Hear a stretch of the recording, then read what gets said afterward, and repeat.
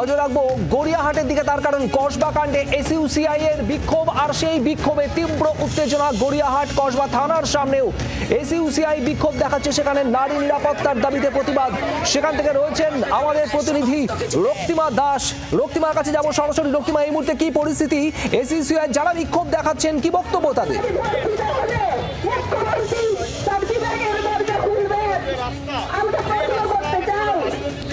কসবা থানার সামনে এই মুহূর্তে আমি রয়েছি এবং এসইউসিআইয়ের পক্ষ থেকে একেবারে বিক্ষোভ দেখানো হচ্ছে এখানে।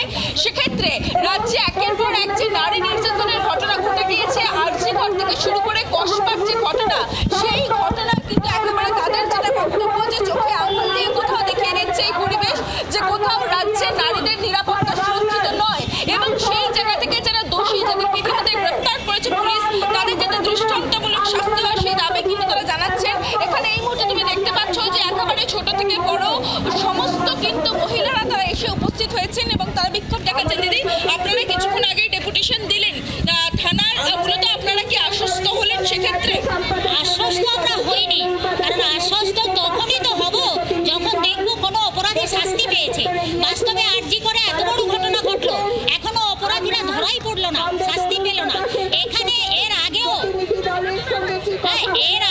এখানে ওই মনোজিৎ মিশ্র অনেক ঘটনা ঘটিয়েছে, শাস্তি হয়নি। আজকে যে তার শাস্তি হয়ে যাবে, এই ঘটনায় পুলিশের তরফ থেকে যেটা বারে বারে বলা হচ্ছে 24 ঘন্টার মধ্যে 3 জন গ্রেফতার হয়েছে ইতিমধ্যে। হ্যাঁ, গ্রেফতার হয়েছে, কিন্তু গ্রেফতার হলেই তারা যে প্রকৃত শাস্তি পাবে এরকম কোনো গ্যারান্টি নেই কিন্তু আমাদের কাছে, উদাহরণও নেই। হয়তো একজনকে দেখিয়ে বাকিটা শাস্তি মকুব করে দেওয়া হবে, এইটাই তো চলছে এ রাজ্যে। প্রকৃত অপরাধীরা এই রাজ্যে শাস্তি কিন্তু পাচ্ছে না।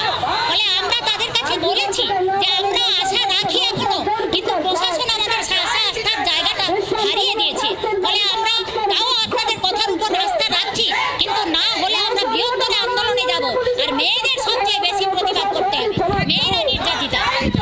তুমি বুঝতেই পারছো এখানে যারা রয়েছেন তারা কিন্তু একেবারে স্পষ্ট করে বলছেন যে শুধুমাত্র দোষীদের গ্রেফতার করলেই হবে না, তাদের যাতে দৃষ্টান্তমূলক শাস্তি হয় এবং এই ধরনের ঘটনা ঘটাতে যাতে কেউ দ্বিতীয়বার ভাবে, সেই জন্যই কিন্তু তারা আজকে এখানে এসেছেন এবং এখনো পর্যন্ত তারা এখানে আন্দোলন করছেন। তুমি দেখতে পাচ্ছ তার জন্য কসবা থানার সামনে বিশাল পুলিশ ফোর্স রাখা হয়েছে এবং এখানে কিন্তু এখনো পর্যন্ত এসইউসিআইয়ের যারা প্রতিনিধি দল তারা রয়েছেন, কিছু অংশ তুমি দেখতে পাচ্ছ ইতিমধ্যে তারা বসে পড়েছেন, রাস্তার উপর বসে কিন্তু তারা এখানে আন্দোলন করছেন। এই মুহূর্তে তুমি দেখতে পাচ্ছ যে কসবা থানার সামনে ছবিটা, অনেকে এখানে বসে রয়েছেন এবং বসে তারা আন্দোলন এখানে করছেন। যারা রয়েছেন একটু তাদের সঙ্গে কথা বলার চেষ্টা করব। দিদি, আপনারা মূলত কি চাইছেন, কি দাবি আপনাদের?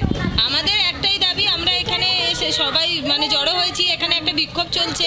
আমরা জানাতে চাইছি যে অবিলম্বে যে এই ঘটনায় কসবা যে ল কলেজের কাণ্ডে যে জড়িত, ধর্ষণ কাণ্ডে, তাদেরকে অবিলম্বে শাস্তি দেওয়া হোক। বিগত দিনে আমরা দেখেছি আরজি করের ঘটনাকে কেন্দ্র করে বহু মানুষ আমরা রাত জেগেছি, কিন্তু তার সেই অনুযায়ী আমরা কোনো সুবিচার পাইনি, যার ফলে আজকে দিনের পর দিন এই সমস্ত ঘটনা বেড়েই চলেছে।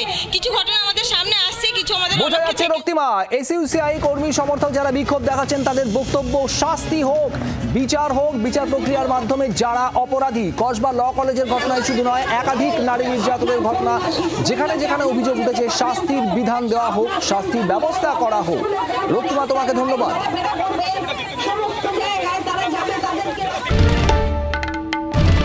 বাংলার আওয়াজ, বাঙালির আবেগ, জি 24 ঘন্টা।